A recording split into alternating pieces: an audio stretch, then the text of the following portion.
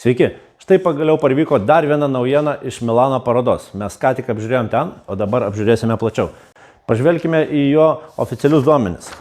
Šitas modelis būtent yra 16 kW galios, jo yra nominalas 18,4, tai reiškia paramos grįžta 4300 eurų. Kopas yra 4,6 ir garsas yra 65 decibelai. Tai yra pakankamai mažas garsas kaip tokio didelio aparato.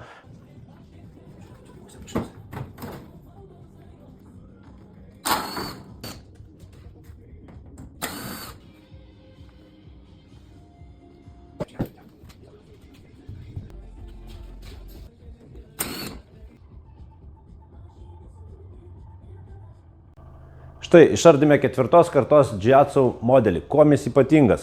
Jis visiškai kitoks negu senieji Džiatsu modeliai. Visų pirma, tai yra R290 freonas, kuris yra pats efektyviausias ir dirba prie -25 laipsnių. Pagrindiniai skirtumai - visiškai kitos konstrukcijos ventiliatorius. Tai reiškia daug tylesnis garsas, nes jo mažesnės apsukos. Padidintas šilumokaitis. Taip, kas dar ypatingo? Kaip ir matome, viskas dabar daroma dėl garso. Tai turi dvigubą padą, kas yra standartas aukštesnės klasės siurbliuose.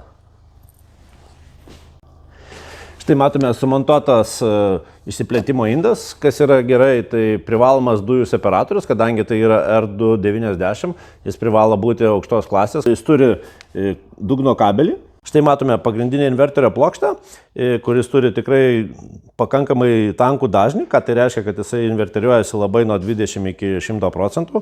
Tai štai naujasis Džiatsu 4. kartos modelis. Džiatsu gamintojas nusprendė komplektą duoti buferinę talpą, magnetinį filtrą ir avarinį teną. Tai gaunate visiškai nemokamai.